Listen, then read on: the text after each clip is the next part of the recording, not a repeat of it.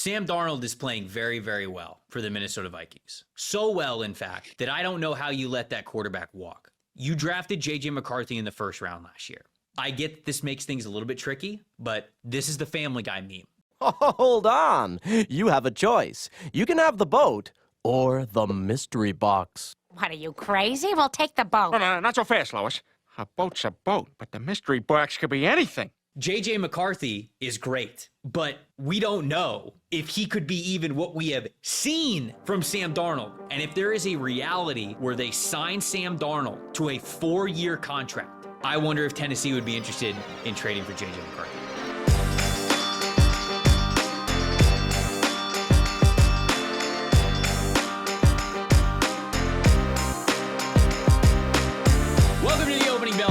Stock Exchange Podcast. I'm Trevor Sikkema. That is Connor Rogers. Another Fix Your Franchise episode of the channel. Today, we are talking about the Tennessee Titans. We are rebuilding and fixing the Tennessee Titans. I feel like it's been a long time coming. I feel like Titans fans have been asking us in the comments and on social media for a while to dig into this Tennessee team and ask us how we would solve things and how we would move forward with a team that has been under a lot more chaos and uncertainty than I felt like was going to be the case even like 2 years ago. I felt like, oh yeah, Mike Vrabel's got things under control. We're good to go. All right, John Robinson's fired. That's a little weird. All right, Mike Vrabel's fired. That's a little weird. And it's just like all of a sudden things changed very, very quickly for the Tennessee Titans, and it hasn't yielded great results so far, but that doesn't mean we can't get them on a right path. Connor, how we doing, my friend? I'm good, man. And we're getting to the end of it here with Fix Your Franchise. And the draft order is kind of this windy road at the moment where we don't know where it's going to go. I'm sure when we have the solidified order, we'll do a specific draft order episode, because some weeks we're fixing a team and they're picking number 1 or number 7, and then it's all over the place. This is going to be one of the better tank wars we've seen down the stretch with this draft order. But it's appropriate time to fix the Titans, as, you know, they come off a situation where it felt like there was some progress going on there. And when you lose a game to the Mac Jones-led Jacksonville Jaguars at home, 10-6. God, it just feels like all that progress comes to a screeching halt, even if it was minor. To be totally transparent with the good people, we were going to do Carolina today. Right. We had different plans. That's how bad this loss was. It changed the schedule. Yeah, right. And then the Titans lost to the Jags, and we're like, God, that's tough. And you know, Carolina looks, you know, competitive, spunky. So we're not sure exactly where they're going to be in the draft order. But, dude, before we dive into this, you're right. It is a tank fest right now. Yep. I mean, I think Cincinnati, we're recording this Monday afternoon, I think Cincinnati beats the Dallas Cowboys, but if they don't, then they go to 4-9 on the season. That means there will be 10 teams in the NFL with 4 wins or less. That's not, I mean, when you are bad in this league this year, you are bad. We have 2 teams with 2 wins. We have 6 teams with 3 wins, and then we would have 2 teams with 4 wins. And it doesn't look like it's going to get any prettier for Chicago. So it looks like Chicago is still going to be in the mix for a top 10 pick. So, man, sometimes you could have like the number 8 overall pick and you could have like 5, 6, maybe 7 wins and still pick in the top 10. Although 7's a lot, but like 6 wins, dude. If you got 6 wins, you're picking 14th right now. You're not even close. It's crazy. Like, there are the contrast and just the giant spectrum in the NFL right now of bad and good teams. I mean, you blink and you're like, wait a second, the Vikings have won 11 games. The Steelers have won 10 games. And I'm not saying that to insult them. I'm saying it to show that they're good teams, but there are just so many non-competitive teams. We didn't expect the league to be this top heavy in this bottom half. That's what it is. I really didn't. There's just not a lot of middle of the pack teams. No. I mean, when you think of the middle of the pack teams, it's like the Bucks. Arizona's kind of played like a middle of the pack team. I know the Rams are 7-6 right now. I think the Rams can genuinely win 10 games this season. Yeah, but they're still like a middle of the pack team, you know? Yeah, they are. But man, it's crazy. But dude, even like Denver and the Chargers, I'm not trying to take anything away from these teams, their fan bases. To me, those are what's supposed to be They look like a middle of the pack-ish team, which again, I'm not saying is an insult at all whatsoever. But instead, both of those teams have 8-5 records. I think it's because there's so many teams that are so bad. It's weird. And the Titans right now, they're currently picking 6th overall.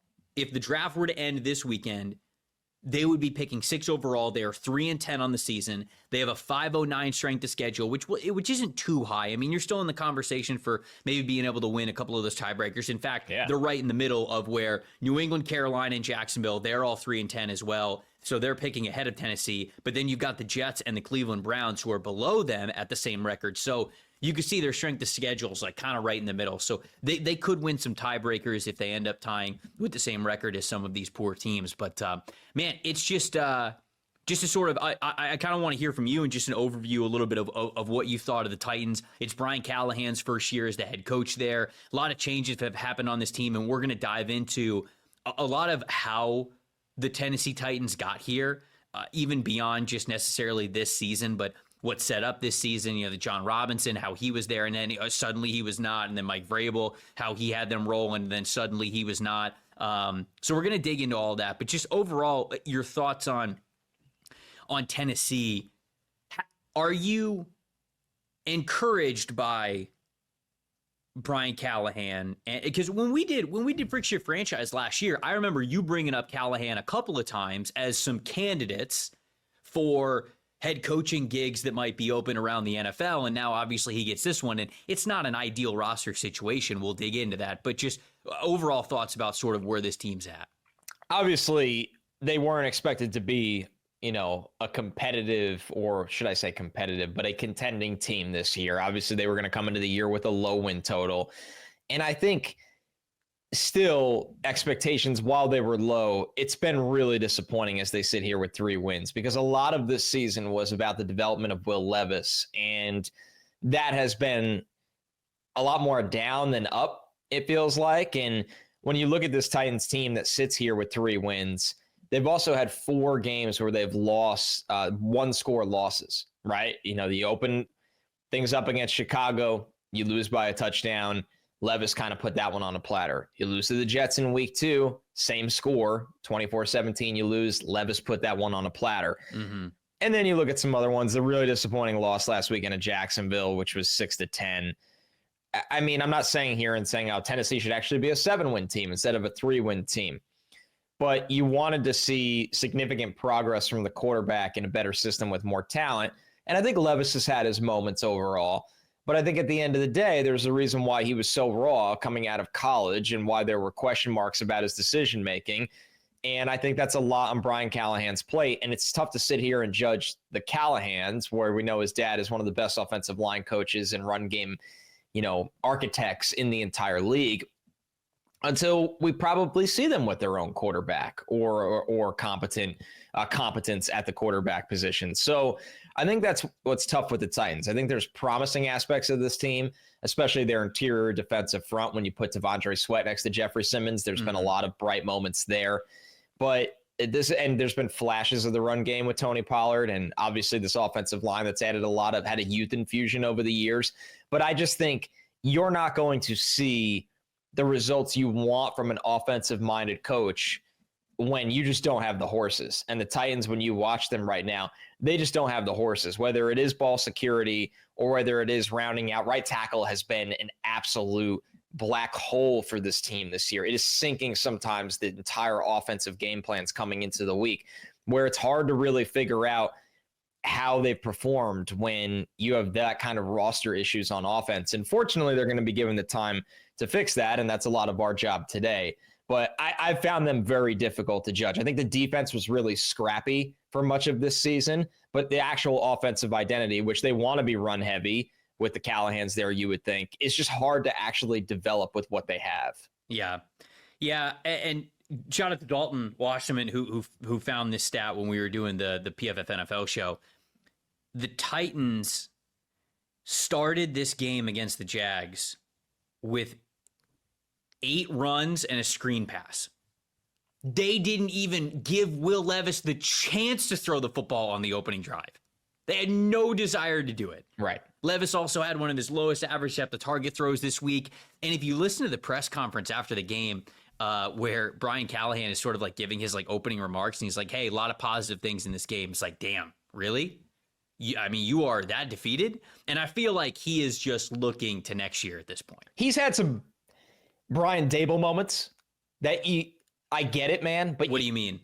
Where like he's blown up on Levis and like the camera literally catches him. But that's what I'm saying. You're that passionate in those moments that we've seen on camera, and you just lost at home 10-6 to the Jags, and you're going to get up there and be like, hey, you know what? A lot of positive things from this game that we could take away. I mean, you mentioned like special teams and like not letting the Jags start before the 30-yard line or something. I don't remember exactly what it was, but it's like, dude, this is a defeated well, why is he doing press that? conference. Yeah, he's doing that to deflect from the quarterback situation, the offense. I don't want to make this is all Will Levis's fault. Don't get me wrong. He's part of the problem.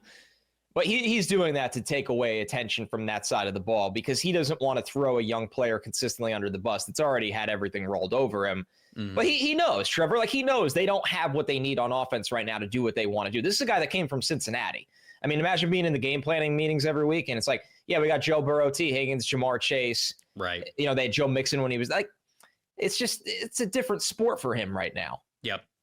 So let's talk about how we got to this point, because again, it felt like very defeated for Brian Callahan, and it's hard to totally judge him on this year, especially when this is not necessarily the quarterback that he would have handpicked. There were times throughout this year where I went, okay, I can see a little bit of it here with Levis, but this past week, again, the game plan spoke volumes of how much, in my opinion, he does not trust Will Levis. So I think we can operate under the assumption that they are going to have a different quarterback next season. I thought that Will Levis could have been that guy. I don't really think that anymore. So we're going to sort of move forward. At least I'm going to move forward as I sort of give my suggestions of what to do with this team and talk about what they could do at quarterback moving forward. Let's talk about how we got here, though, just as an overall. I mentioned 3-10 so far this season.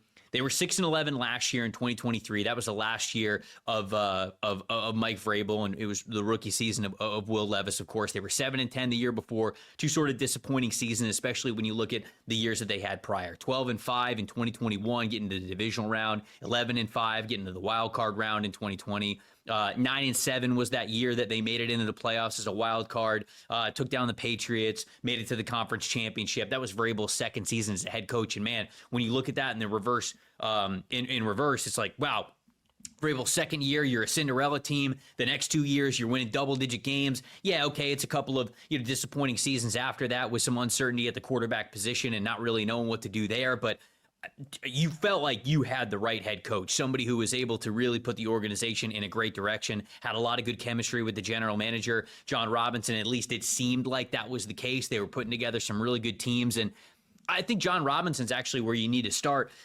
this story. And I think their owner, Amy Adams Strunk, is a big part of this whole story. And I'll mention her name a couple of times sort of as we go through this. But John Robinson, all right? General manager from the Titans, started in 2016, was the general manager from 2016 all the way through 2022. The Titans, again, like it's not that they handled everything perfectly, and I'll get to some imperfections of John Robinson in a second, but to build a team with your head coach now and have what looked like some great continuity to win double-digit games and be a consistent playoff team and be a team that we talked about this when we have offered up Mike Vrabel as a coaching candidate to other organizations, somebody who constantly was getting the most out of his players. It was very shocking that they fired John Robinson in 2022 the way that they did. I will add this. It was like 6 months after an extension, I believe. They had given John Robinson an extension earlier that season, and then there were some frustrations. You have the A.J. Brown trade. A.J. Brown ends up going off against them when they meet in the regular season later that season. And I know that didn't really leave a good taste in their mouth. And then it's like, okay, well, he's out of there. And you go, whoa. If John Robinson can get canned like that in 2022 after the run that they were having, you got to think of some other GMs that might be on the hot seat. So when you look at it from a larger point of view, you go, okay, well, that was a shock. But when you look into it a little bit further, Connor, they didn't exactly have super successful drafts with John Robinson, especially from the first round.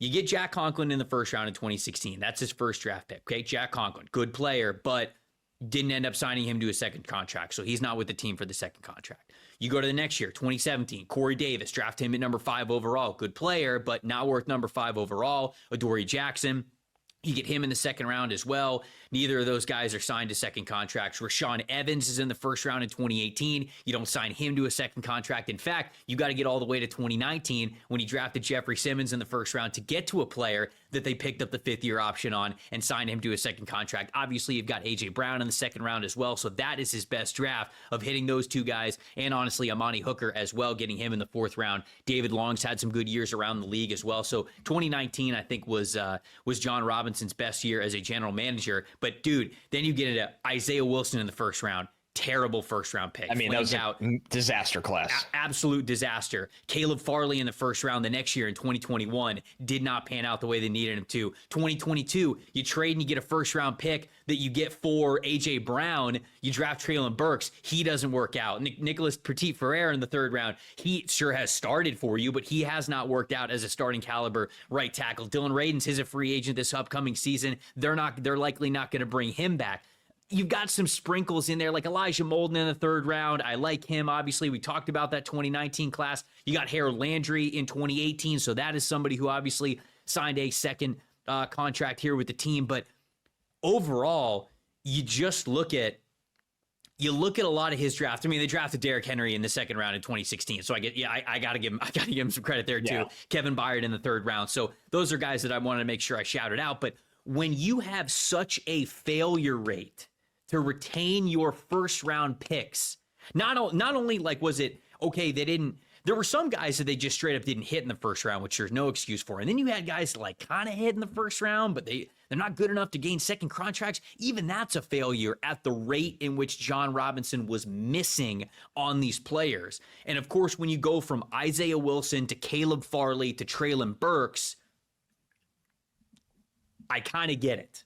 It was shocking when it happened that they got rid of John Robinson because of how much success the Titans had had recently, as early as the year before when they went 12-5.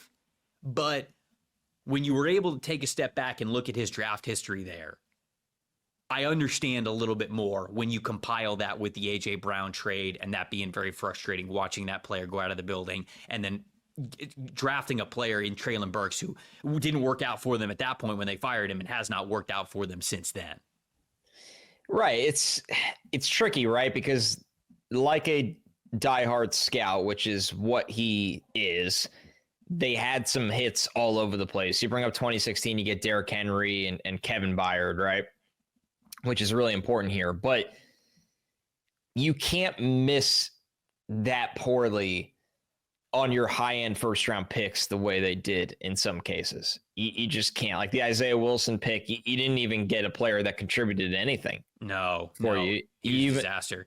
You look at even like the 3rd round that year, Darrington Evans. You take Darrington Evans with a top 100 pick. You got nothing out of him. And I'm using these guys as, cherry picking examples, but there's millions. Caleb Farley, the health concerns were well known. Right. And it didn't work. And you missed. I will be completely transparent. I loved Caleb Farley. Like I thought Caleb Farley could be a stud when he was fully healthy, but he's not somebody who's been able to become that player at the NFL level. And that's something that you really have to weigh when you are actually making these decisions for franchises. Is this guy going to have the longevity? Is he going to be healthy enough to help you out? And they took a gamble on Farley. And sometimes you take a gamble on those guys and it works out for you, but it clearly did not with him. And unfortunately for him, Farley was sandwiched in between two guys that absolutely had not worked out for them in Treylon Burks and, like you mentioned, Isaiah Wilson. And then, you combine that with the A.J. Brown trade, and it's just like, God damn. Every GM misses. Yeah, it's going to happen, but it's how you recover from it. Especially outside of round one, right? Like GMs miss a lot outside of round one. But you can't really have the low retention rate that John Robinson had from his first round picks from 2016 to 2022. I mean, you signed one player to a second contract out of the first round in your 6 drafts that you had? Now there are a couple players that you're getting to second contracts again in like day 2 and day 3, but first round, like you got to be able to get a lot more guys to second contracts than just one in Jeffrey Simmons. So the hit rate was not what it needed to be with John Robinson, which I think needs to be said amongst the shock of when he was released, how soon it was coming off of some really good years for the Titans. You look back on it and you go, okay, well, that was sort of going in the wrong direction anyways, and they might have just been getting ahead of it. And then it brings you to, you want to talk about a guy they hit on, an A.J. Brown, and they didn't pay A.J. Brown. Yeah. And they kind of tried to go the Vikings route where they traded Diggs and drafted Justin Jefferson. Now there's not going to be a lot of examples like that in NFL history, but the Vikings did it. They traded Stephon Diggs, who was a really good player for the Buffalo Bills for a long time after that trade.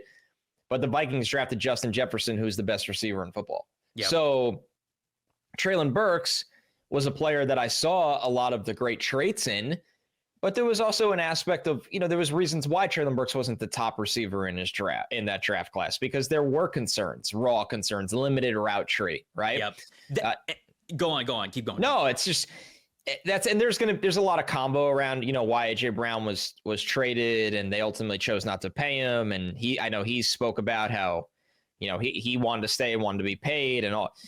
That's like a long, windy road of different perspectives. But at the end of the day, the organization moved on from AJ Brown, and it was basically like blowing themselves up at that point. Once that happened, and I think Mike Vrabel knew it, they completely went in the tank after that. Not on purpose. Like they thought like, well, we're not going to have to pay this guy. We'll get a replacement. And everything trickled down poorly from that moment on. Yeah.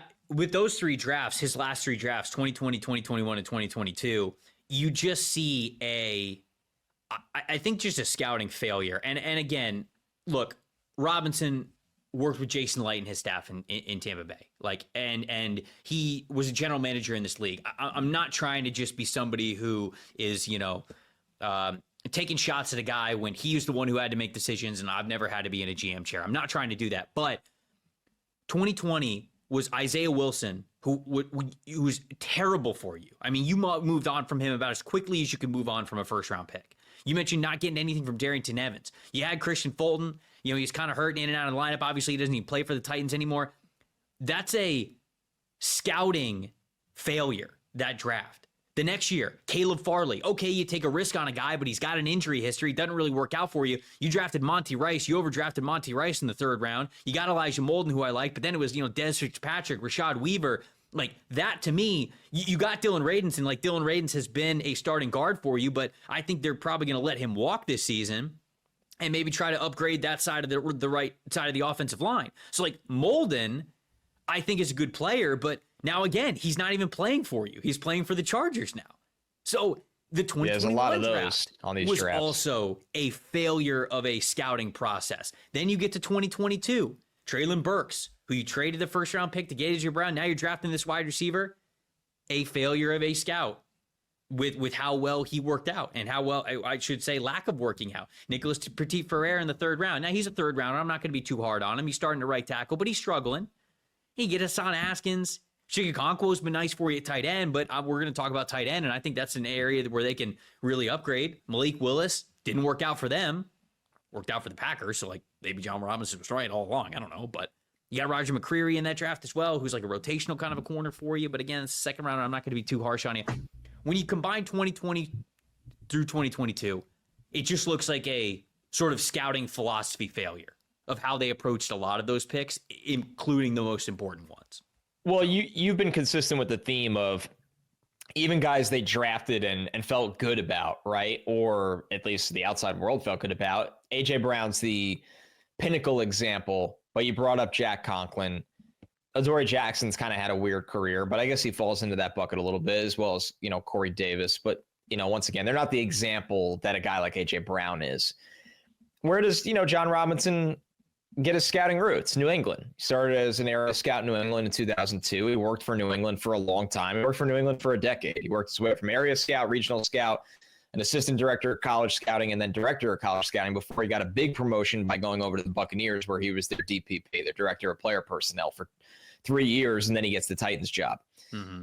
I'm not accusing him of this, but when you just know a guy's background, the New England Patriots or one of those organizations, when he was there, I don't know if they're like this anymore, when he was there, that, yeah, you draft a guy, you develop him, you like him, I don't want to say lowball him, but you don't go crazy to retain someone. Hey, if you want to be here for this system and the Patriot way and this way, then yeah, but we're not going to go above and beyond necessarily and overpay in our eyes to keep you. He did that with a couple of guys that he drafted that he should have kept. Mm-hmm. So I just wonder if it was in his DNA, if it's yet another failed story of the Patriot way not translating outside of New England. Could be. Or at least played a part in some of the mistakes. Yeah, and obviously, like, we don't want to look too hindsight with it, but yeah, I mean, that's how we got here. Right, you do have to look at successes and failures, and I think that's a really good point that you bring up. So that brings us into the Rand Carthon era. So John Robinson's out, middle of the season. The owner, Amy Adams-Strunk, is now in charge of, hiring the new general manager. But at the same time, like, you're trying to work with Mike Vrabel as well. And this is where things really, at least from reports that we have read, this is where things started to really sour with Vrabel.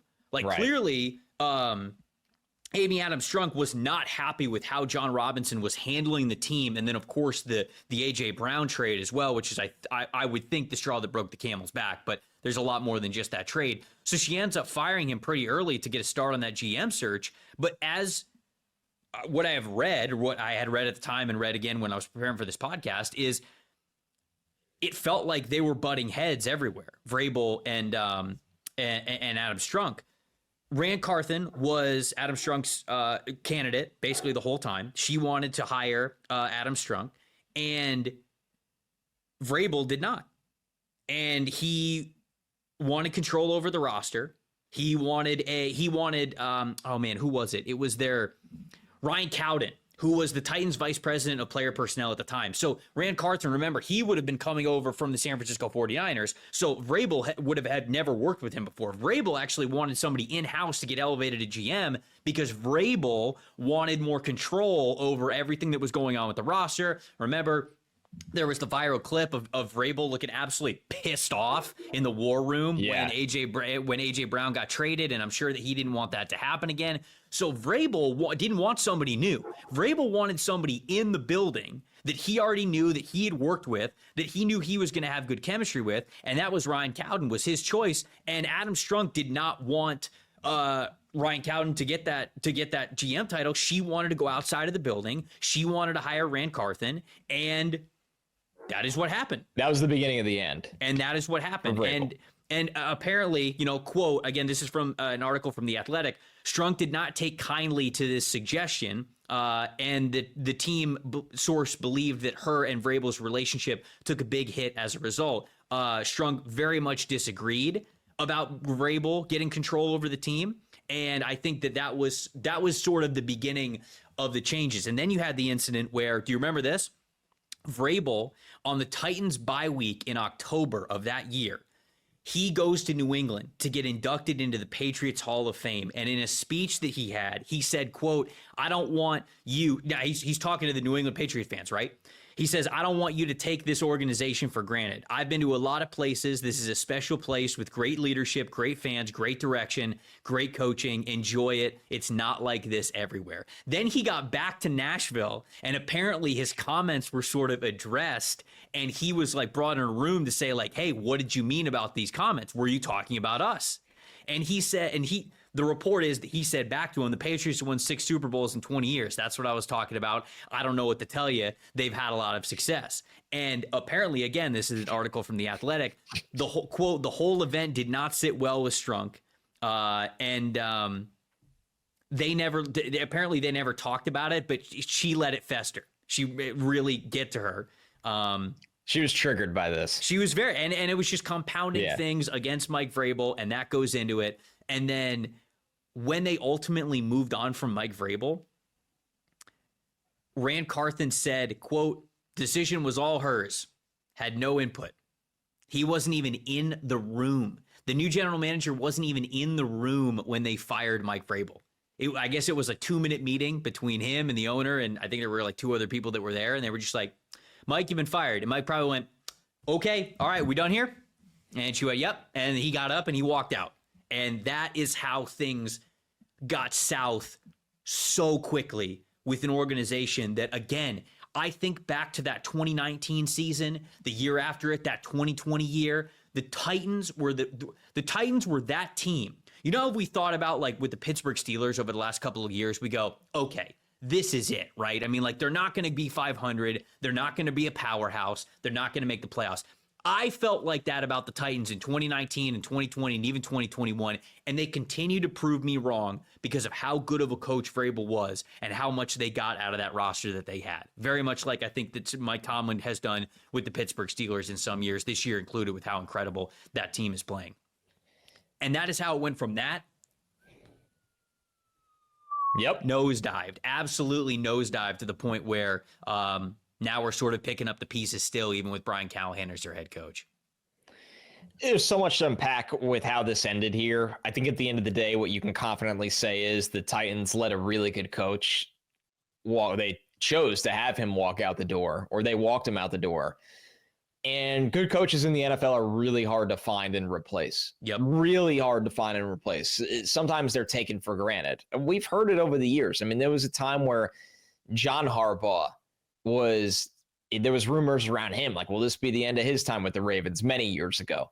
Mike Tomlin, God forbid Mike Tomlin doesn't have the season that every Steeler fan hopes for. You hear things around Mike Tomlin, and they're great coaches. But at the end of the day, those organizations that don't love change stick with those guys. And I, Trevor, thought for the longest time that Mike Vrabel was going to be one of those guys. Like, he's just going to coach for the Titans for 12 plus years because, hey, they're a smaller market team and he's a hell of a coach and he gets the most out of his players and he seemed to know how to manage things in game and he's intense during camp and practices and this guy just gets it.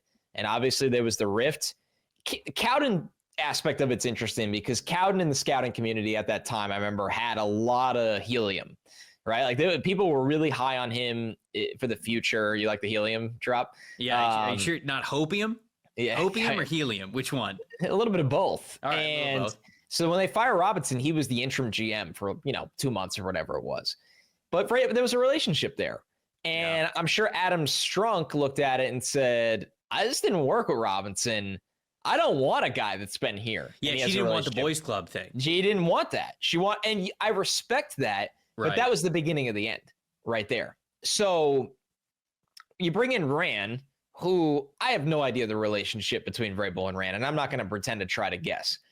But at the end of the day, Rand was brought in to do his job with no relationship with Vrabel. Vrabel still wanted to do his. Vrabel's already pissed, clearly, about how everything's going. Mm-hmm. And she basically had to make a decision. And she made her decision. I remember a lot of people were surprised that they didn't just trade Vrabel because he's such a, wanted commodity. And then it felt like it was a quiet year for him. He didn't get a head coaching job right away, and he went on the Browns staff as an assistant. Now, Vrabel's going to be probably the most desired head coach in the NFL, I think, this hiring cycle. Yeah. Which says a lot compared to where the Titans are right now. And I know some Titan fans don't like hearing this. Some probably agree to the decision to let him go. That's fine. But at the end of the day, they let a really good coach walk out the door, and they haven't had the solutions and answers since. And to show you, like, Rand is Amy's guy. Rand gets brought in as GM in 2023, and a year later, he's promoted to executive vice president / general manager. That is a promotion. That is power over the entire operation. Mm-hmm. So we need time to see if that was ultimately the right long-term decision. I would bet against this group having the run of success that Vrabel had with Tennessee. Well, it's a safe bet, right? Yeah. I mean, and it's minus 300, right? And that's not any slight on the current regime. It's just they hit lightning in a bottle before with Vrabel, and it's hard to be able to do that again. Now, Rand comes over from the San Francisco 49ers, where he was not only the director of player personnel before he was with the Titans, but then, for 3 years prior to that, he was the director of pro personnel. So he's had his hands on the pro personnel side of things and on the scouting side of things. So he is very knowledgeable. He is very experienced. No denying that. Yeah. No, and I think that when you look at his last couple of drafts, so his first two drafts, he takes Peter Skoronski at number 11 overall. I am not going to sit here and hindsight that because I love Peter Skoronski in the class. He was my number 5 overall player. You get him at number 11. That's pretty great. He hasn't been as impactful at guard as I thought that he was going to be. Now, there's still plenty of time for it, and obviously, like, Latham's a rookie who's next to him, but he has not been as successful as I thought he was going to be. Levis, you like the swing of the bat in the second round. Why not? You didn't have another quarterback option. Go get Levis. So to me, that move made a lot of sense. Tajay Spears in the third. I like Tajay Spears as a playmaker. Then you go into this year's draft. Latham, okay, he's not Joe Alt, but Joe Alt was off the board, right? I mean, like, yeah, you could have gone with maybe one of these other offensive linemen, but they took the chance on Latham. They liked Latham, so that's where they planted their flag. I don't hate it. I really don't. T'Vondre Sweat in the second. T'Vondre's playing well next to Jeffrey Simmons. And then it's day 3. Cedric Gray at linebacker, Jarvis Brownlee Jr., who's been nice, starting for them as an outside corner. You got James Williams and Jalen Harrell in the 7th round as well to be nice depth pieces for you. So I don't hate what they've done through the draft. And then you look at some big free agents that they signed last year. They're moving on from Derrick Henry. All right. I think that was, I wonder if that was just more of a, when Vrabel got fired, I wonder if that was sort of Adam Strunk coming in and saying, we're tearing this down to the studs. Like, let's get rid of almost all of the Vrabel players, all the John Robinson players, and I want to move on. And I wonder if that, because like Derrick Henry was emotional for his last game when he was with the Titans, and the Titans were in a bad spot, and so they weren't exactly in a spot to pay running backs, right? It's like we talked about with the other running backs before. Josh Jacobs is great with the Packers. He would have been a bad signing for the Las Vegas Raiders. Yeah, that's fair. Saquon Barkley, he's been incredible for the Philadelphia Eagles. He would have been a bad signing for the New York Giants. Derrick Henry might win the rushing title this year. Probably not over Saquon, but you know what I'm saying. He's been incredible this year with the Baltimore Ravens. Yeah. He wouldn't have been a good signing for the Tennessee Titans. See, I disagree with you on that one.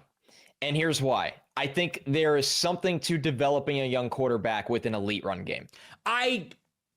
Sure. And I don't think Henry is as scheme dependent as other guys.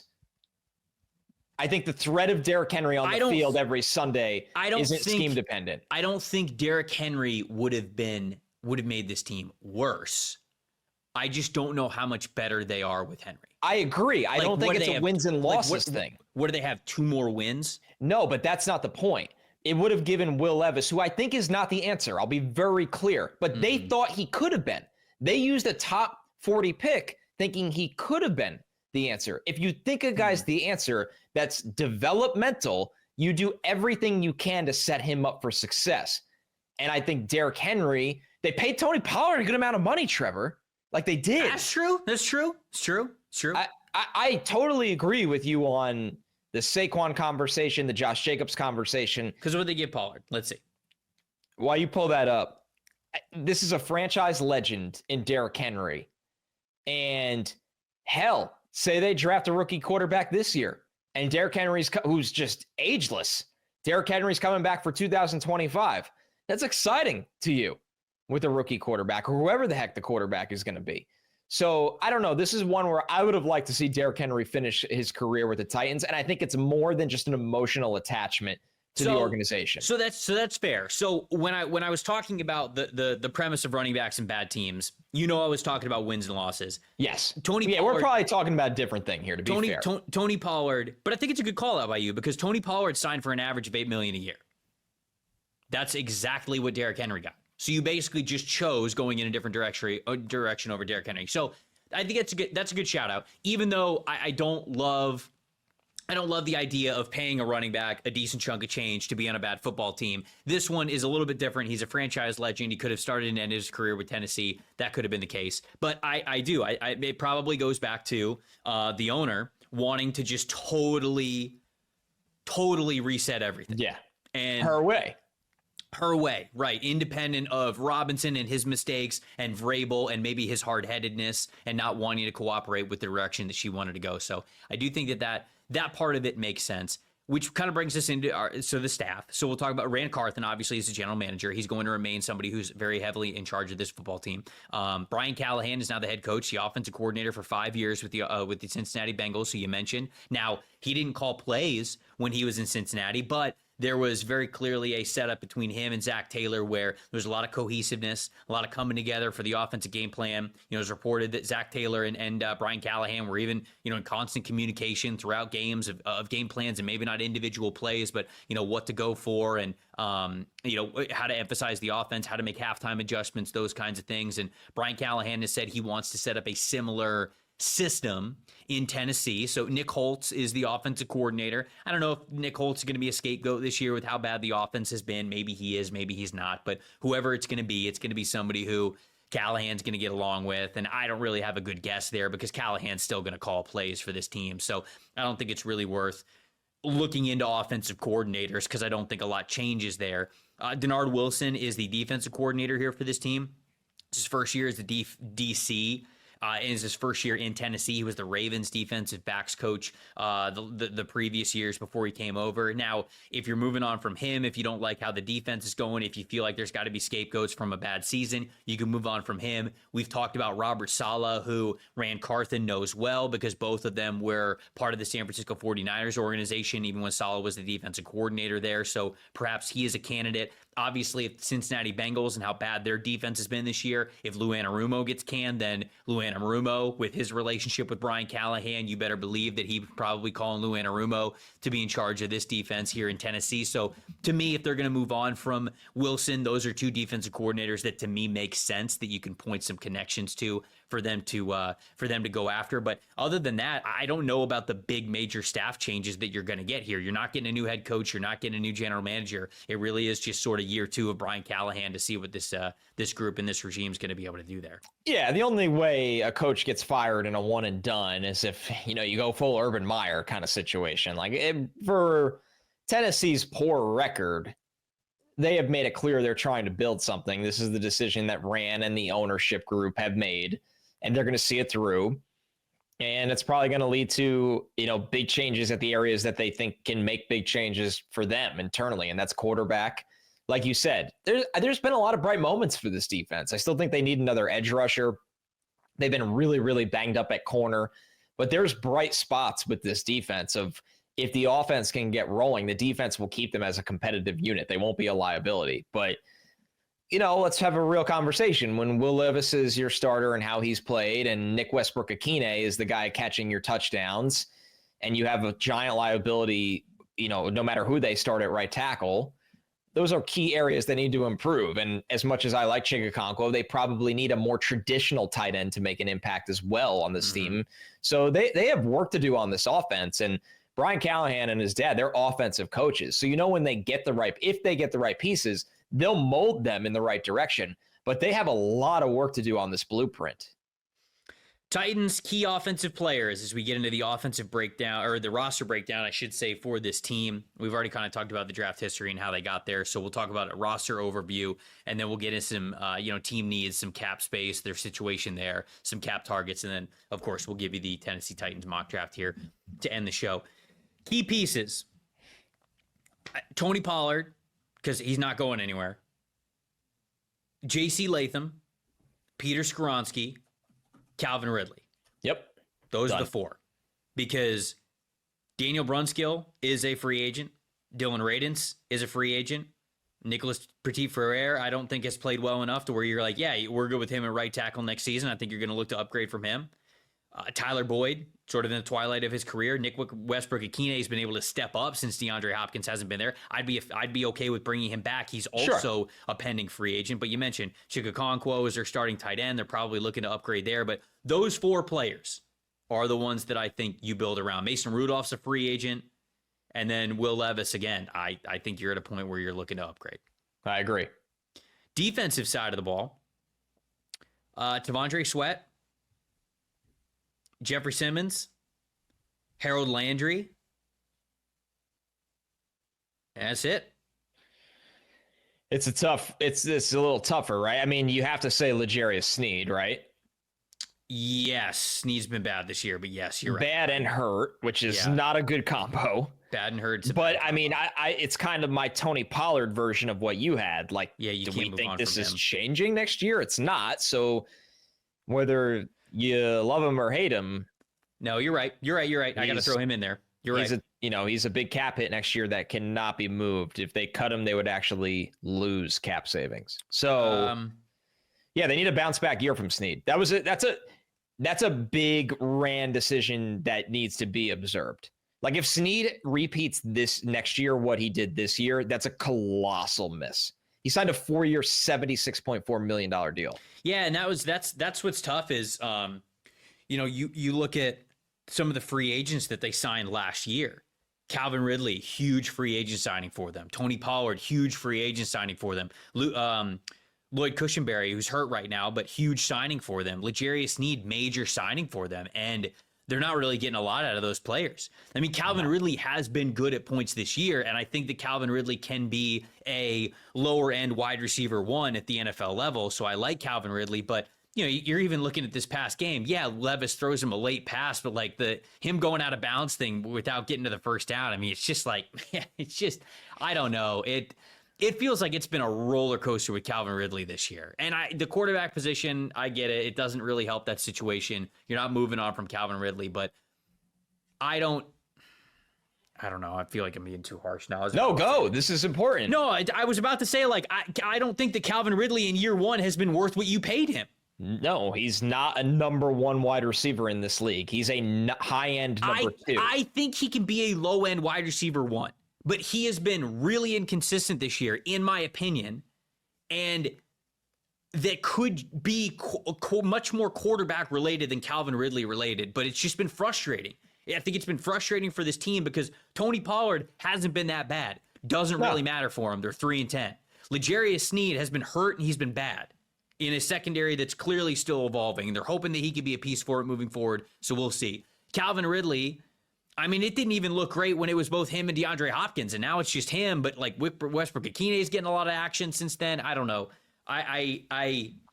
Calvin Ridley's been very frustrating for me this season, and I'm very curious. Am I being way too hard on this? Titans fans, let me know. I like Calvin Ridley. Maybe that's why I'm so frustrated about it, is because I think that he could be good, but that's been frustrating for me. Well, it's tricky, right? Because everything gets judged on, what someone's paid, and you look at the wide receiver market, and they went out and they made not a gamble, but a big bet on Ridley. Ridley got a big deal, right? I mean, his average per year is $23 million, which isn't nuts in the wide receiver world nowadays. He got guarantees around $47 million. But you look at the company he's in, like, he's around Terry McLaurin and DK Metcalf and Nico Collins and Devontae Smith and Cooper Kupp.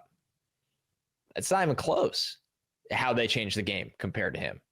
You just need more out of him. And I understand some of the circumstances have put him in an impossible spot this year. So I want to be fair with that. That's why it's frustrating talking about Ridley. I still think he can be good, but I was hoping for him to be a little bit more this season. You want more, and he hasn't. Yeah. So let's see. Free agency money to spend. $47.5 million, which is 12th in the NFL of effective cap space. So that's counting the draft class. Yes. Yeah, it's counting the draft class. Great. Okay, good.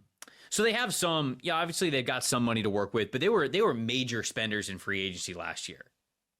I don't really expect them to do that this year, even if they sort of have that ability. Like, again, I think that you bring Nick Westbrook-Ikine back, in my opinion.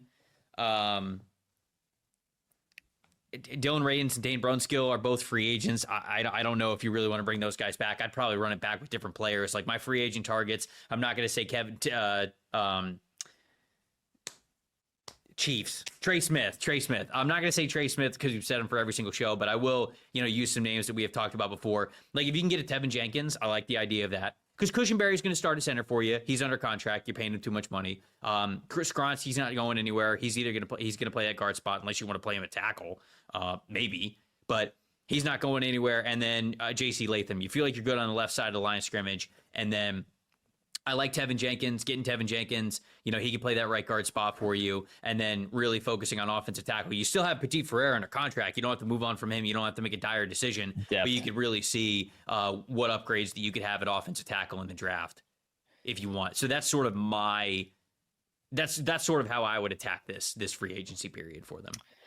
Yeah, one thing that helps them with the cap space too, I would cut Kenneth Murray and save $7.5 million. That's Okay. That's a good chunk of change. $7.5 Yeah. million for a player that, in my opinion, has just not been effective in the middle of your defense. Yeah, So- and Jerome Baker, I think, is a free agent as well.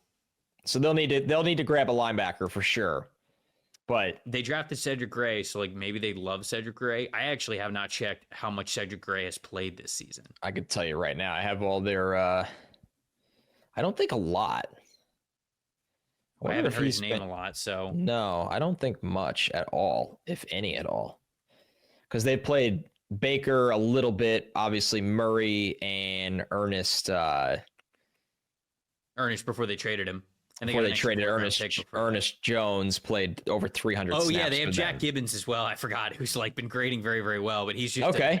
I think that I think he's more of like a high floor, low ceiling type of a linebacker. So you're not desperate to re-sign Jerome Baker, I don't think. But like Gibbons has played well. He's been a tackling machine for a handful of games, but he's on IR, so I forgot about him because he wasn't in the lineup that I was looking at. So you go with him, and then Definitely saving the money on Murray. Cedric For Gray sure. has not played this season.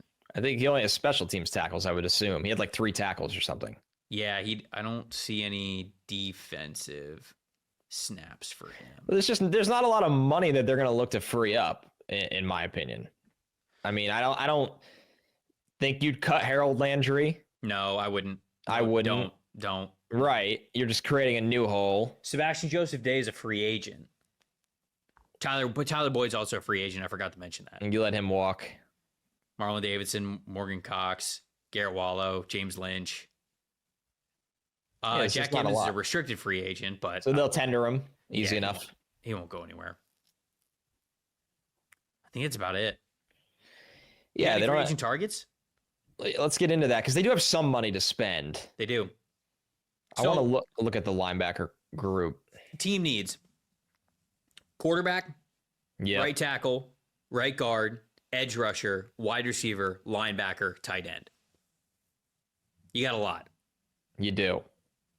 You got a lot. But I think in free agency, the only positions that you're really looking at free agency are guard, maybe edge rusher, linebacker, and tight end. Because I think for quarterback, I think for offensive tackle, and I think for wide receiver, you're probably looking to just draft those positions. I could And- see. I Go would be ahead. really interested to see them take a flyer on Mekhi Becton. That was one Because of my guys. Yeah. That was Yeah. because of Bill Callahan's ability to coach. Becton is always a guy that's needed development, and he's getting better development with the Eagles, and things have looked better for him this year playing guard. But Mhm. you get him into camp, you see what Callahan sees in him, and you go, this guy can play either right guard or right tackle for us. I think that's the best route for them. I just have so much faith in him as a coach that I can take risky. Becton's a risk, right? He wasn't for the Eagles because the Eagles got him on a 1-year deal when his career was on a lifeline. Mhm. But wherever Becton goes from here on out, no matter how well he plays the season before, he's played pretty well this year for compared to where expectations were. They can take that risk because they have the right coaching on the offensive line staff. I looked for if there were any of the Browns offensive linemen that were of free agency. There are not. To be able to come over with Bill because he coached him. But I mean, there are some, but not like high impactful guys. Not any guys who would have started. Tevin Jenkins, Mekhi Becton. I like both of those guys. It's like kind of reclamation projects. Becton's, had a better year with the Eagles, and Tevin's always about health. Let's see linebackers. I'll tell you an interesting guy for them who's had a really, really good stretch of play since CJ Mosley's been down is Jamie and Sherwood on the Jets. He's going to hit free agency. 25 years old, really good speed. Okay. He's one of the better ones available. Robert Spillane's a free agent, but I think they want to go younger here, would be my thought. Probably. I don't mind either of those. I think, is Zach Bond a free agent? He is a free agent. Yeah, Zach Bond's a free agent. And what a he'll be- turnaround he's had. He'll be expensive because of how well he is playing, but like Nick Bolton's a linebacker free agent as well. See, Bolton and Sherwood are 25. That's why I think Bolton's had a down year from when I was I actually keeping don't up with hate him. Nick Bolton. Right, because it's a down year doesn't mean it's a bad player. No, I think he's a good player. I really liked him leading up to this year. I think he's just had some tougher moments than we were accustomed to seeing. I want to see how he's grading out. Man, what do we think about Dre Greenlaw? That's a really, really interesting one because the upside is through the roof. Coming off the Achilles. Yeah, I like it. And classic Bolton fashion, he's graded out fine against the run and very poorly in coverage and rushing the passer. He's an old school thumping kind of linebacker, Bolton. Bond and Sherwood would give you that kind of versatility. So it depends what you want, what you're looking for. There's just not going to be massive spenders, right? Who's good in coverage? Well, those are pretty hard to find. Right. I mean, I would imagine a healthy Trey Greenlaw can help you with the kind of range that he should have. Yeah, but does he have that range off an Achilles? Like, these are different questions. He hasn't played yet. No. That's a brutal injury where that first step pushing off that heel is so vital. Yeah, but what if they just don't rush him back and he actually just gets like a whole off season as well? Then it's awesome. So, plus the Niners are gonna have to pay Purdy, so it's not like they can just keep paying guys. I like Greenlaw. All right, yeah, all right. Tevin Jenkins or Mekhi Becton, Dre Greenlaw, or I guess I would take Nick Bolton. Yeah. I think the Greenlaw signing has the most upside. Yeah. Dre Greenlaw, and then is there like a tight end? That's what I'm looking at right now. The list is terrible. It's terrible. Hate that. Yeah. Hate so that the answer is no. They need to draft. What about a wide receiver? Well, I think they should bring back Nick Westbrook-Ikhine, honestly. I think so too. He's a guy you're comfortable with. The staff obviously likes him. You're putting more on his plate. He knows your system. Why let Westbrook-Ikhine leave for to sign a very uninspiring list here? Yeah. I'm looking through wide receivers. I don't really. I mean, yeah, it's a lot of aging guys. Yeah. Or underachieving guys. I've talked about how Josh Palmer is a vertical threat, but why would I just not bring back Westbrook-Ikhine instead if I like him? Maybe taking a flyer on like a Greg Dortch or something like that. Sure, but with how much this team likes the outside run game, like how often are you going to have Dortch out there? Tylan Wallace. He's had some moments for Baltimore. The team does like running the ball, but they don't really have the tight ends to do it as well as they would want to. They don't. Because they're also pretty bad in 11 personnel. Like, remember, the whole Cincinnati Bengals thing was like 11 personnel, with when Brian Callahan was there. They are the second lowest graded passing team out of 11 personnel this year. So I wonder if that's going to be a major emphasis of what they want to do. Like, really get back. Because you go out and you get Calvin Ridley, you go and you get DeAndre Hopkins, you have Nick Westbrook-Ikhine, you have Tyler Boyd, like who you brought over from Cincinnati, obviously. I wonder if they really want to lean into running a lot more 11 personnel. So maybe wide receivers a little bit higher on the needs list than I'm saying. I mean, they definitely need a receiver. It's just they have so many offensive needs. It's like the offense to me doesn't give the receivers the chance they need to without a quarterback and right tackle. Yeah, this is a tough project. It is. I think it's not a 1-year project. That's really what that means. It's just not a 1-year project. Okay, so they have a first round pick. So all right. Tevin Jenkins, Mekhi Becton, we're getting one of those guys. And then Dre Greenlaw and Nick Bolton. So at least, we're moving on from Kenneth Murray. We're getting a better linebacker situation in there. You got, who is it? The linebacker who I just said was hurt. Jack Gibbons. So it's like Jack Gibbons. It'll be Dre Greenlaw. That's fine. You'd be okay there, especially with Cedric Gray, in his second year. I think you're all right at linebacker there. And then for offensive line, you'll have J.C. Latham at left tackle, Peter Skoronski at left guard, Lloyd Cushenberry at center, and then one of like Mekhi Becton or Tevin Jenkins at right guard. So that'll sort of be our setup moving forward. They have a first round pick. They have a second round pick. They don't have a third round pick because of the L'Jarius Sneed. Yeah. They have a fourth round pick, and then they have an extra fourth round pick because of the Ernest Jones trade.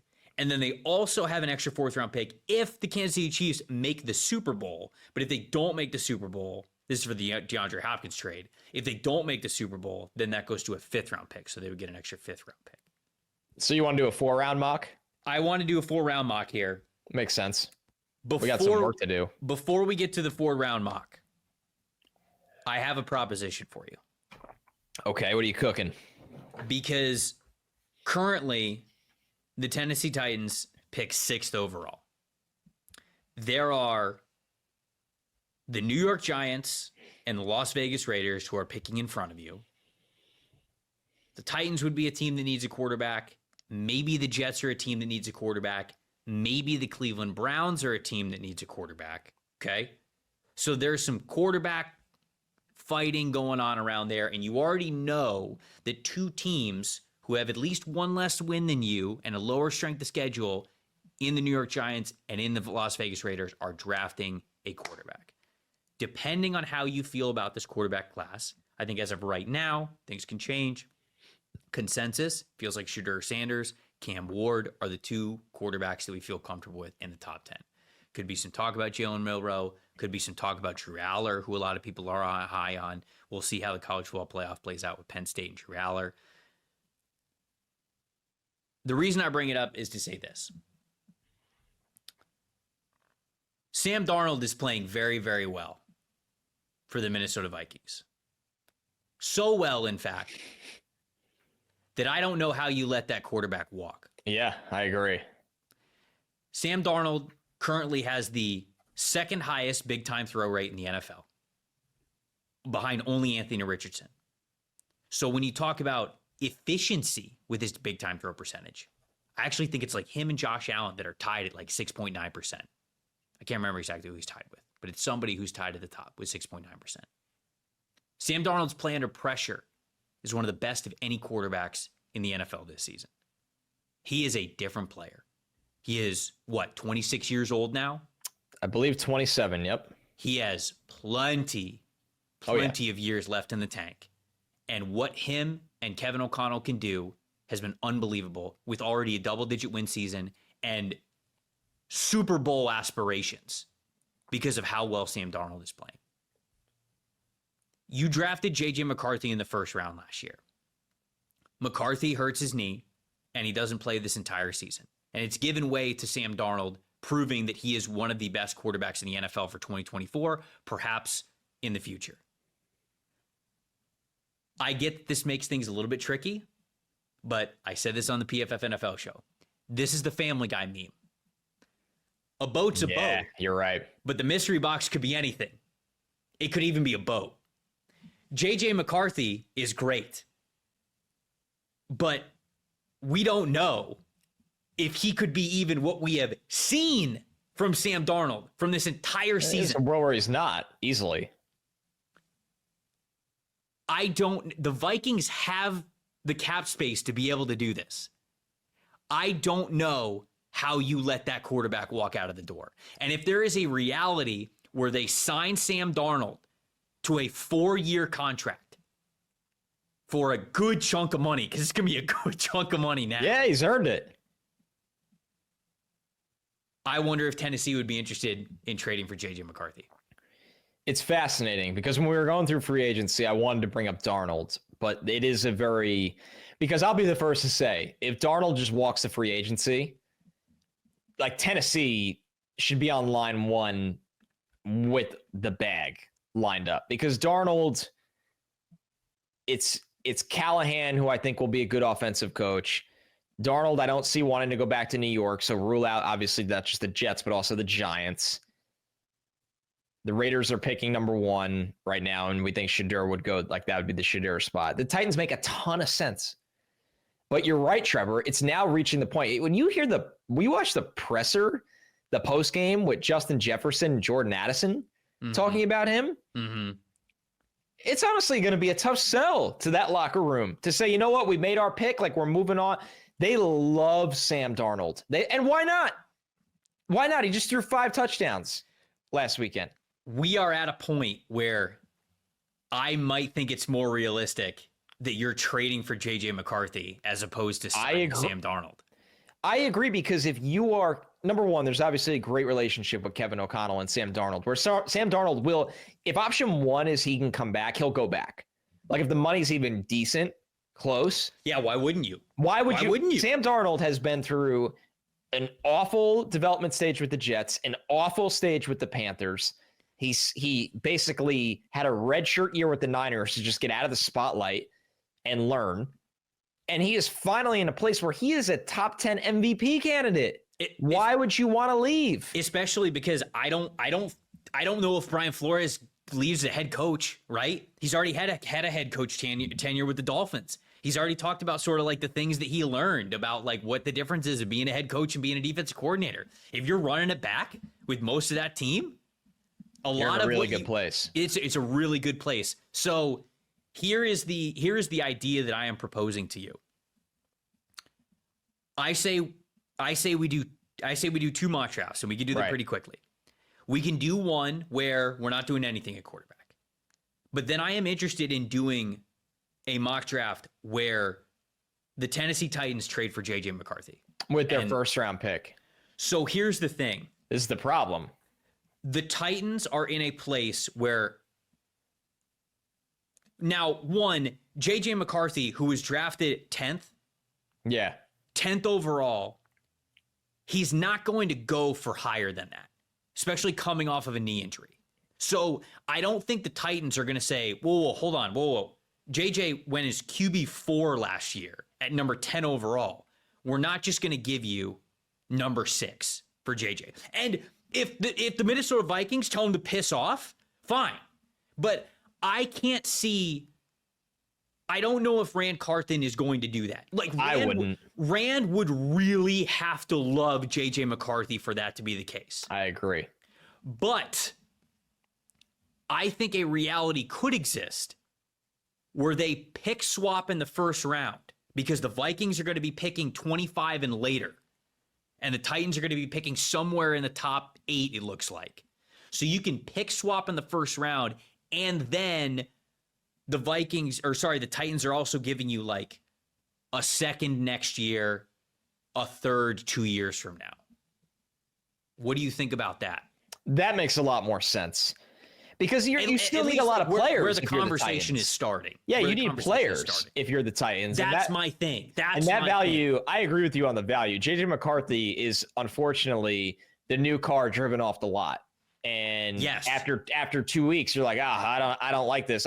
Well, guess what? It depreciated. He just had knee surgery. He's out for the year. He's had a second one as well on top of it, which was probably a cleanup. But I mean, and this isn't just a pile on JJ McCarthy. This is talking about a player as an asset. And that's the reality the Vikings are facing right now. Great for Minnesota that Sam Darnold's been awesome. So this might not even be best case scenario for them. Best case scenario. This might not even be your issue anymore. But the reality is anybody that gets on a microphone and tells you, and the NFL makes surprises, so maybe, but I think they're off base if they go, why don't the Giants just call up and trade the second overall pick for McCarthy? No, not happening. Like this asset has, in my opinion, depreciated. So all right, you want to do the JJ mock draft first? Yeah, let's do that. And then we'll get to the regular one. Yep. Okay. Let's bring up the PFF mock draft simulator. Boom. There it is in all its glory. If you guys don't have the full PFF Unlock mock draft simulator, you should go get a PFF subscription and make it happen. So we're picking for the Titans at number 6. We're gonna do a 4-round mock draft here. So let's see. Let's enter the draft. Before the draft starts, let's go to the Minnesota Vikings. Where are the Vikings? There's Vikings 28. So we're trading 28 for 6. So it's a pick swap in the first round. We're also getting JJ McCarthy. And then what's the points difference? Can you bring up the draft chart from 6 to 28? Because obviously like the quarterback part of it goes into this. But like you said, the Titans still need picks. So Vikings fans might be listening to this and be like, oh, no, that's not nearly enough. I think we need to operate from a reality of what would the Titans do? Because obviously this is a Titans episode. And if it's something crazy like a pick swap here in a first rounder next year, I don't think the Titans are doing that. So we're not really going through with that exercise anyways.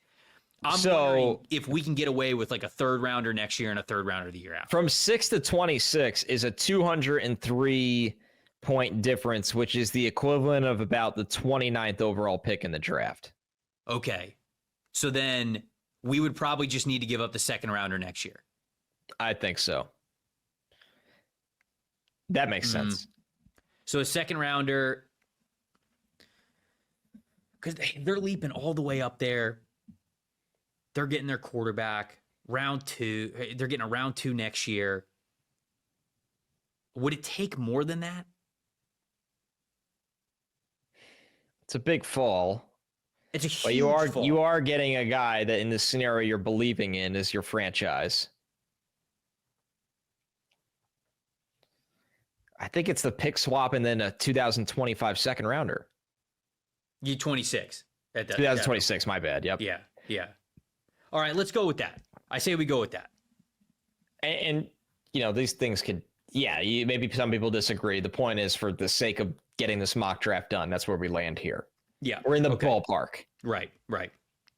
Okay, so yeah, this is the ballpark. I think this is where we start the conversation. Again, if we would need to add like a third rounder or something in 2027, so be it, whatever. But I don't know how much richer we can get here with the deal for Minnesota to where Tennessee would say yes. So that's why we're going to operate like this. So we're simulating it all the way to 28. Shadur's going to be off the board, so we don't have to worry about that. 28, though. Offensive tackles. Oh, tight end Tyler Warren. I was going to say, Tyler Warren would be in play here. Did Colson Loving go off the board? Because that's funny. Probably. Yeah, he's gone. Loving with Bucks. the Bucks. Wow, K. Dotton.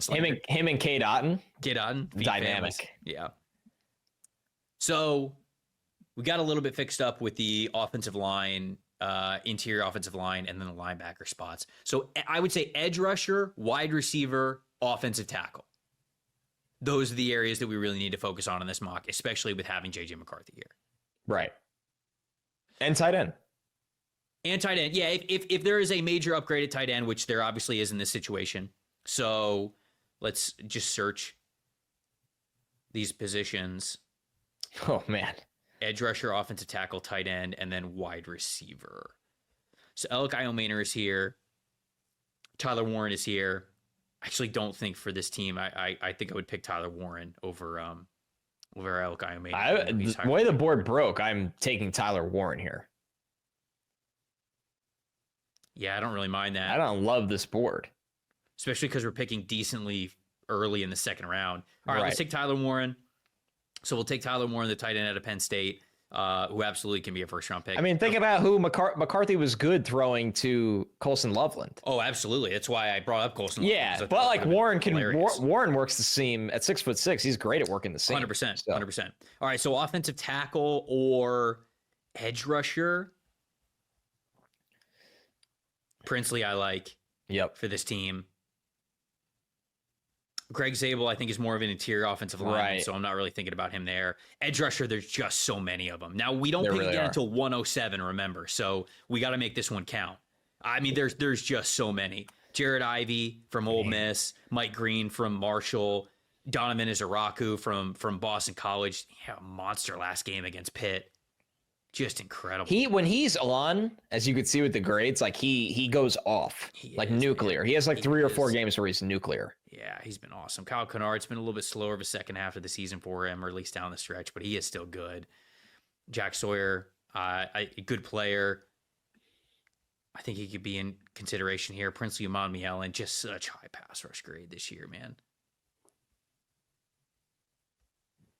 Do you have a leaning one way or the other? Well, I really wanted a tackle here. I'm really nervous about right tackle right now, and I don't really love the position we're in. So if we were to go a little bit further down, these are the next 2 guys that I like the most for offensive tackle. Marcus Mambo from Purdue, who I think is good. He's lighter. He's a lighter of a player. Yeah. Reminds me a lot of Roger Rosengarten in the fact that, like, okay, he's a finesse guy. He's going to have to learn how to get a little bit stronger. But, man, I do think he moves very, very well.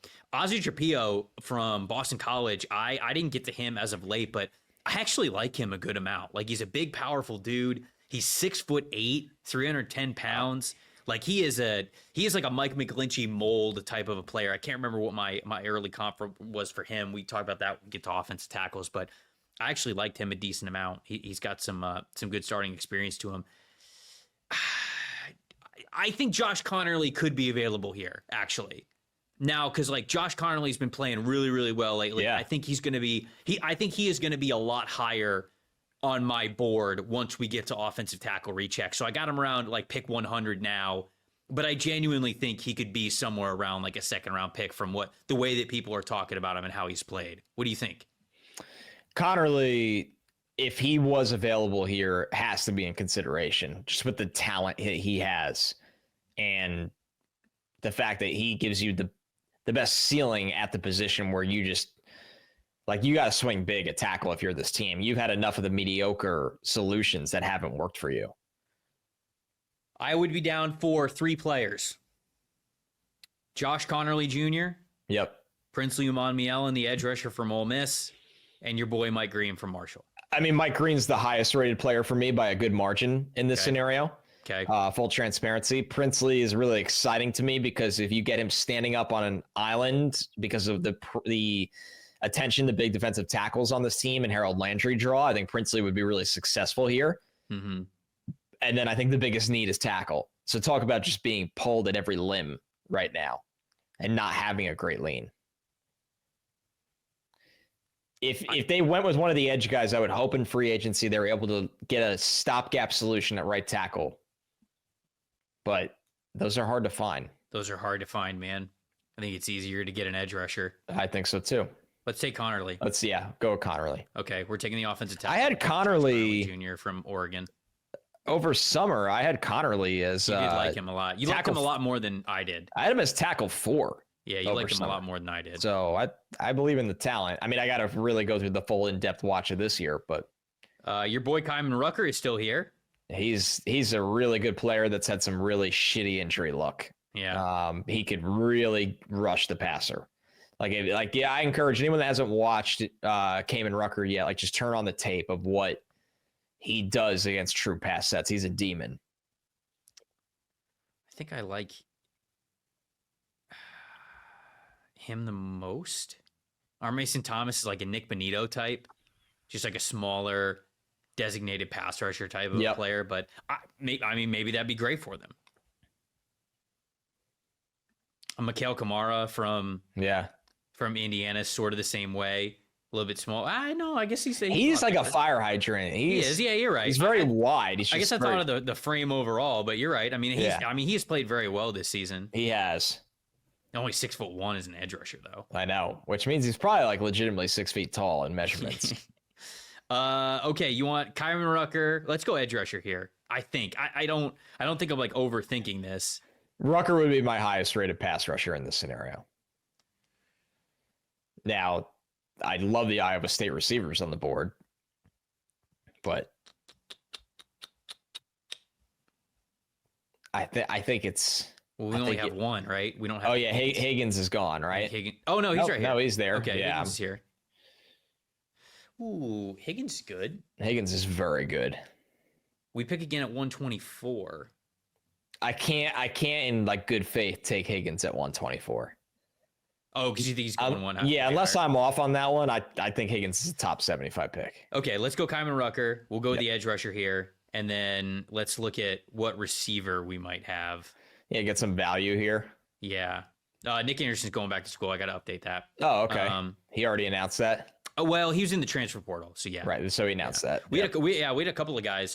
Caleb Banks from Florida. Dante Corleone's going back to school. Didn't see that one coming. I missed that one. Yeah, he's been around for a long time. I wonder if he's just getting day 3 grades. I unfortunately think that's the case. A very unorthodox player in the interior. So what probably about Caden Prather? It's Ty Felton. A down year because Ty Felton has stole the show. He has, but I think I don't know. Like I liked Prather better over the summer, but Felton's been the better player this year. Felton has been the better player this year. Yeah, that's true. Prather was wide receiver 11 for me this summer. Felton was wide receiver 19. I would think that's at least flipped at the moment right now. Have you watched Theo Weiss at all? I have. Missouri? Yeah, he's solid. I mean, I think this might be a little early, but I was pleasantly surprised. He's solid. He's solid. Ricky White's still here though. He's the just punt block king. Yeah, I'd take Ricky White here. Ricky White is awesome. Just an extremely productive wide receiver. And he plays incredible special teams. Yeah, and is small enough to play in the slot. Like Westbrook Akine can play the X. Ridley Ricky can White's play like very, a flanker. very accomplished. Let's do it. Let's do Ricky White. That's a good one. We haven't had him in a mock draft yet. I like that. He's got over 1,000 yards this year. Okay, so we lose the second round pick next year, but we gain ourselves treasures in heaven. We get JJ McCarthy, Tyler Warren in the first round, Josh Connerly in the second, Kyman Rucker in the Treasures in heaven. fourth, and Ricky White. Dude, storing up treasures in heaven. It's unbelievable. And we get Ricky White in the fourth. So, all right. So that's our JJ McCarthy scenario. We're building for the future. We're building. Yeah, up and the by the offensive way, line. We're building the defensive line. Fuck you, Mike McCarthy, for giving us a D for this draft. This is ridiculous. This is absolutely ridiculous at this point.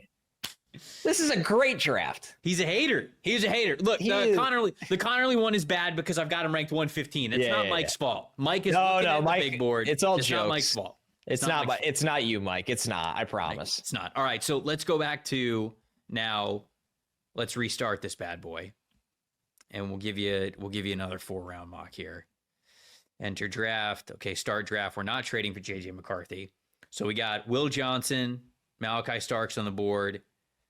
Will Campbell's here. Yeah, I don't think you can do the Skoronski pick again.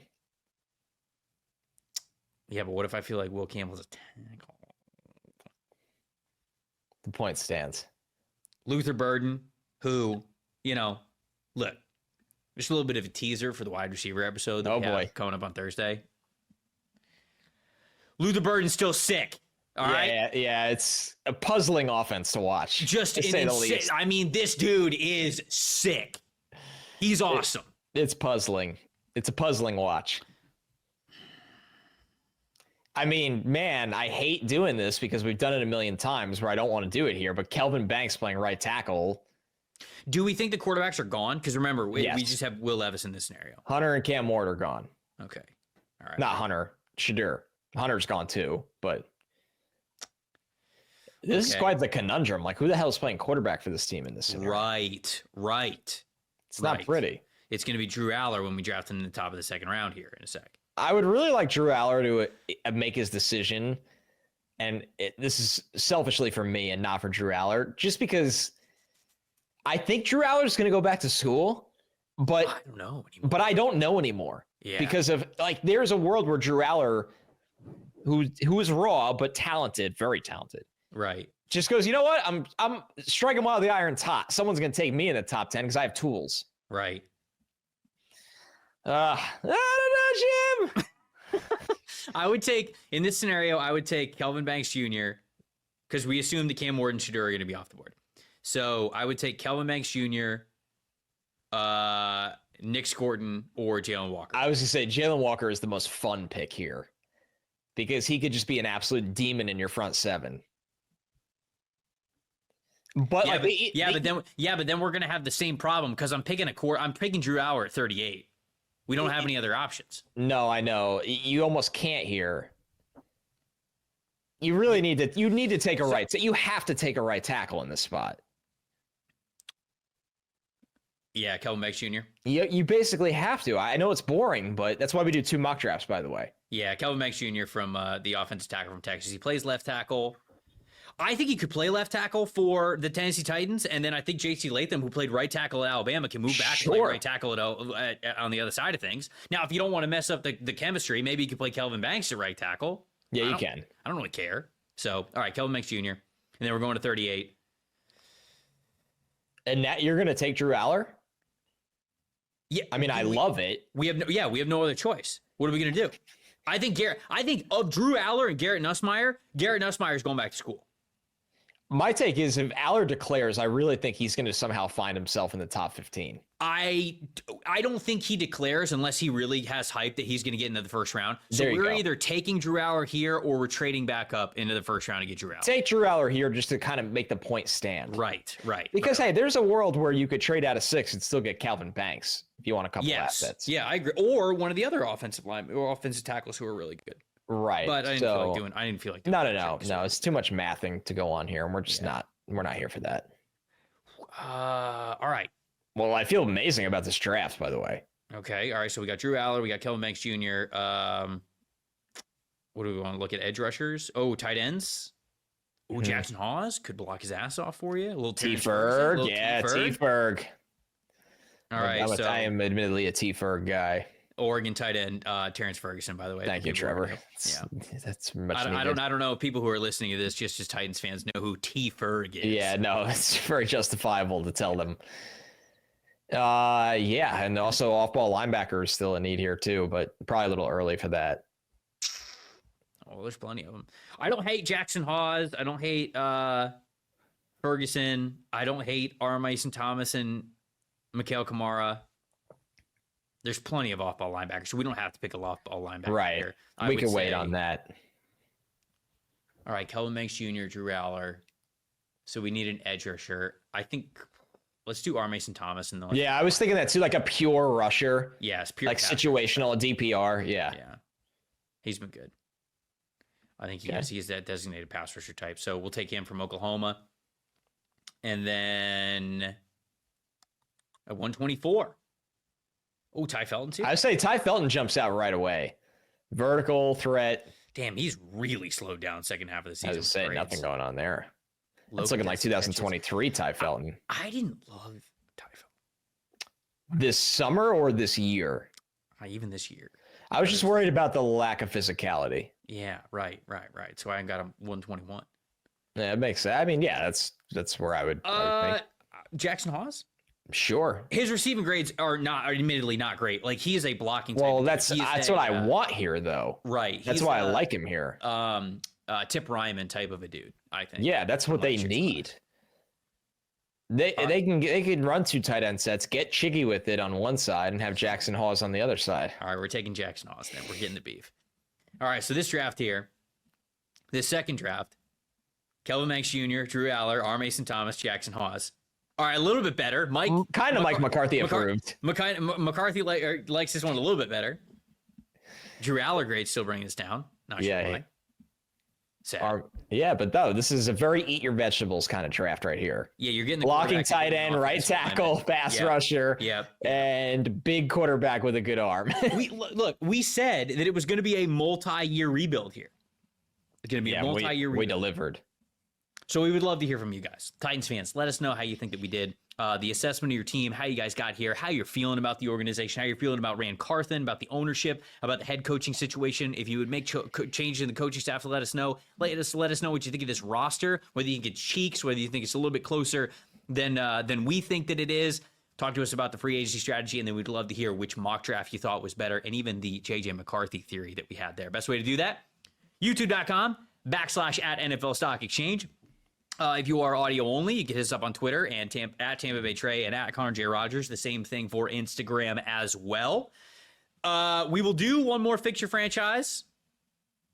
It's going to be the Carolina Panthers next week on Monday. But before then, we have early wide receiver rankings for the 2025 NFL Draft. It's the first time we're doing a full episode re-ranking these positions. So Connor and I are taking a lot of time looking at the regular season film for a lot of these guys now that the regular season is over for college football. Obviously, they have a couple of big games left to play if they play in the bowl game, if they're in the college football playoff. But a lot of that tape is already out there for how they played this year. So we'll certainly consider what they're about to do in some of their biggest games, but a lot of that tape is in. We wanted to take a look at it and give you that updated rankings with the position that we know that you guys love in wide receiver. Connor, anything else before we get out of here? No, I'm excited for the Panthers. Bryce has played really, really well. That's why we wait on the Panthers, folks. That's why we wait on the Panthers, because we weren't sure if we needed to desperately draft a quarterback, and we don't. And I'm glad we did. And with the Titans, this one was just all about the roster today, which are some of my favorite ones. So I was glad we got to get 2 mock drafts in.